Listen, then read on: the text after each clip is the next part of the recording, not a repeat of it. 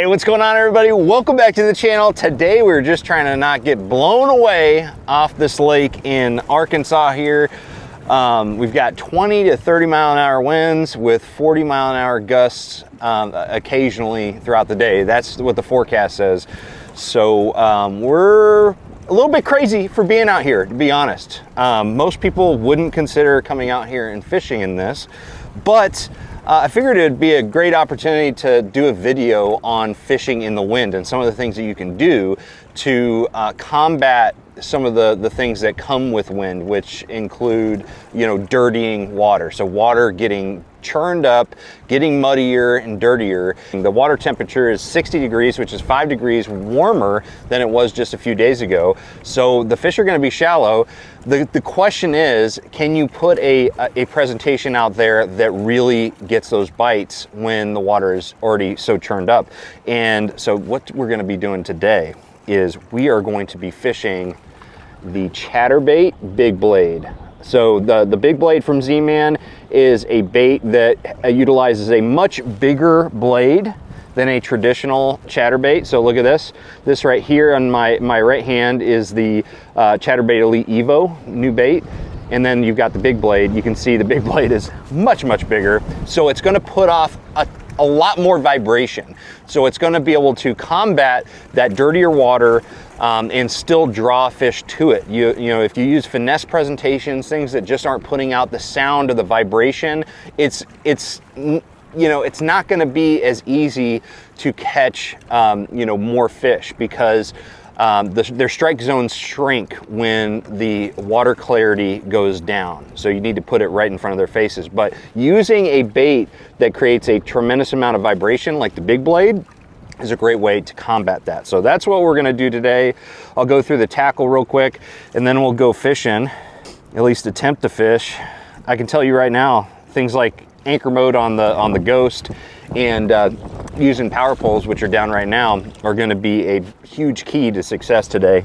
All right, so what we got here, we've got the Chatterbait, the Big Blade, and what we're using is a trailer. It's kind of hard to find a trailer that doesn't look too small for the Big Blade. So what I like to use is this this Billy Goat. So I got the Z-Man Billy Goat on there. It actually puts a really good profile on it, and I've put it horizontal to where the kicking legs are side by side as opposed to on top of each other. And the reason for that, or one of the reasons at least, is so I can fish it through wood a little bit better. Whenever you have a trailer like this is a kind of a tip within a tip. Whenever you have a trailer that's kind of broad like this, if you put it horizontal, it'll allow this bait to go over cover as opposed to roll and snag on the cover. I'm not saying that it's gonna be snagless, but it helps just a little bit more. And the Big Blade actually comes through cover a little bit better, I find, than some of the other chatterbaits out there. So anyways, the line that I'm using is going to be 20-pound Seagar Red Label. You can use pretty much Red Label or Tatsu, whatever your flavor is as far as fluorocarbon goes. As long as it's strong, it's got good abrasion resistance, that's really all that matters with this technique. So 20-pound, you don't want to go light with your line. And then we're going to be using a 7.3 medium heavy Versa Series rod. It's howling out here. And then we've got a 7.2 to 1 gear ratio casting reel. So that is the setup. Let's get to fishing. Hopefully the wind noise isn't too terrible out here. To roll. We are crazy. We are a little bit crazy for being out here today.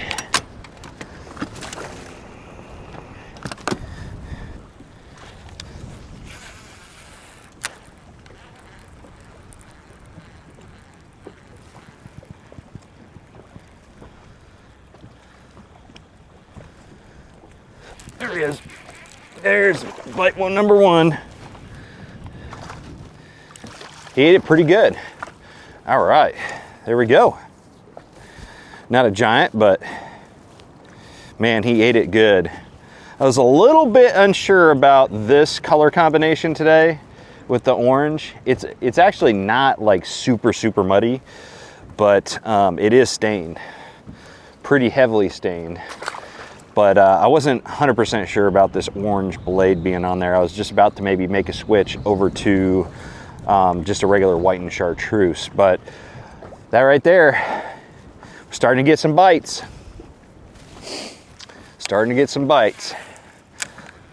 So one thing I've learned about that I think I've learned about the fishing the big blade is that it's not necessarily like interchangeable with most situations with the like the jackhammer or the Evo or a traditional sized chatterbait blade. It's really one that you want to use under certain circumstances for me, and that is real low light conditions and dirty water. Okay, I think low light conditions and dirty water are where this excels, and particularly dirty water in early season, which, early season during the pre-spawn, you get a lot of dirty water. So because this is just, the time of year where you get a lot of rain. As much as I think that I know that this will work because we already caught a fish on it, this color combination, I kind of want to switch to one because the sun keeps popping out in between the clouds. And whenever that happens, where you've got, intermittent sun and clouds, or even just straight sun, I like to use something that has a little bit more flash to it. I feel like it's a little bit more natural, and I don't know if the bright orange blade is necessary right now, so I'm going to switch over to a good old white and chartreuse. There we go, white and chartreuse. It's got a kind of a chrome silver blade on there, which, honestly, in dirtier water, I wish that this one actually came with the gold blade. I always think that white and chartreuse needs to come with a gold blade, which is what I love the Chatterbait Elite Evo for, because they added the gold blade to their white and chartreuse on there. But silver will do. Silver is definitely going to work. Let's see if I can catch one out of this lay down right now.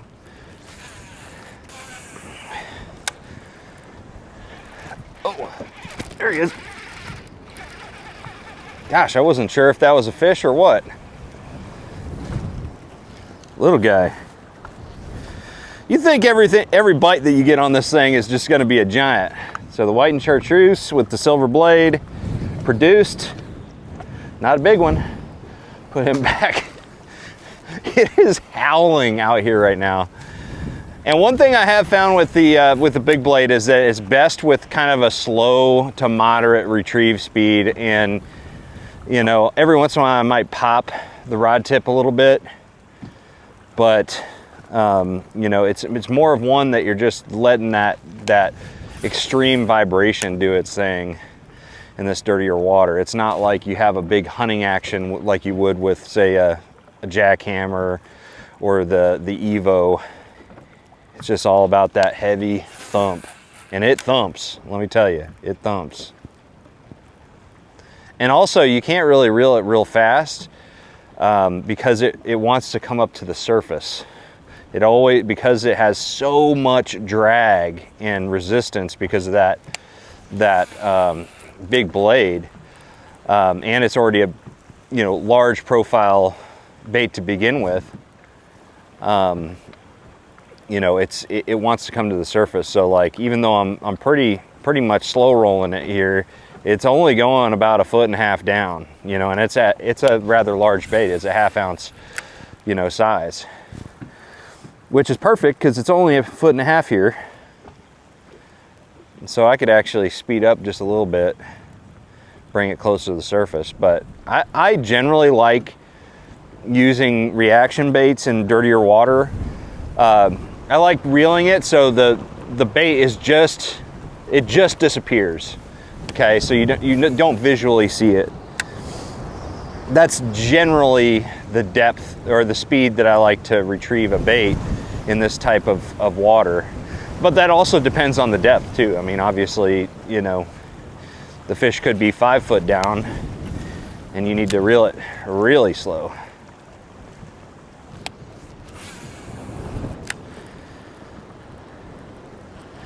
There's a fish. Oh. He boiled up on it. Man, lots of little tykes eating this thing today. It's not the bait. It's probably just because the bucks are starting to move up. I mean, with it being 60 degrees, even though it's gonna drop over the next couple days, like significantly, I mean, you're gonna see that inflow of little male bass that are getting ready to spawn. But they're gonna get kicked back. They're gonna get kicked back for sure, because it's gonna get in the 30s again. There's a good one. Better fish, at least. Yeah. All right, got anchor mode on. Slightly better fish. Just absolutely crushed that. Just crushed it. I mean, I'm just creeping it. It's amazing how much lift this bait has. Like, it's really hard to just, it's really hard to let it dig down into the like 4 foot range. It really is.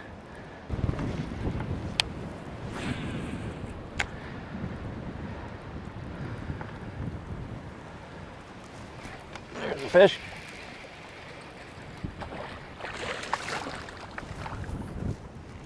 All right. Still choking it, still eating it good. That's one thing you want to see when you start getting bites on a bait that you just started throwing, is how well they're eating it, and these fish are choking it. I mean, I haven't got one all the way down into the crushers, but they're eating it good enough to where most of the bait is in their mouth, in their throat. There he is. That fish was on the shallow point. Ooh, colder. You can feel how cold that fish is out here. Much colder out here on the main lake. Another reason why I love the big blade in earlier parts of the year, so like pre-spawn, so like mid 50s. In fact, this is a little bit warmer than I normally like throwing the big blade. Because it has so much lift, it allows you to really slow roll it through an area. So it like keeps it in the strike zone longer. You know, if you slow rolled any other chatterbait, like I'm doing, it would get down into that like 4 or 5 foot zone. But if you're trying to keep it in the strike zone longer in shallow water, the big blade is definitely the deal. All right, so we're making a change. We're switching from a shad pattern to this bluegill pattern here, and it has a gold blade on there. So let's see if we can get some bigger bites, because I'm making the switch because we're catching plenty of fish, but we're catching smaller average fish. So maybe the bigger ones are kind of more bluegill or crawfish related. We'll see.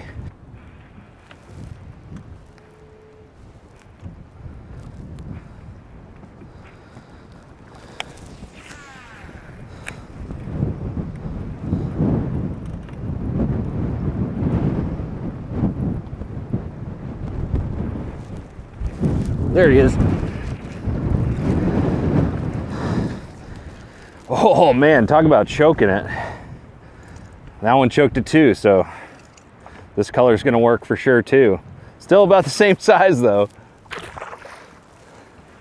Man, he slammed it. I mean, he really slammed it. That might be a good sign for this color. All right guys, so that does it for today. We caught a bunch of fish on the big blade. It is a really, really good tool for certain situations, especially in low visibility type of situations. And when you want to pull fish away from heavy cover, that's another thing that it does really well. And you guys would be really interested to hear that I didn't snag once on any of the wood today with this bait. Now, there's been several times where the wind blew my cast into a piece of wood and I snagged that way, but as far as like reeling it back through the wood, it did not snag once. So that's a mixture of the big blade just inherently having good you know, weedlessness around wood cover, unlike some of the other chatterbaits out there, and also rigging the billy goat on there horizontally, which helps it just maintain the hook point up. So anyways, guys, if you have any questions about the big blade, let me know. Hopefully you enjoyed this video. Make sure you like, share, subscribe. I really appreciate you guys hitting that subscribe button if you enjoy this content. Other than that, make sure you trust the process, be safe out there, and I'm gonna see you out on the water.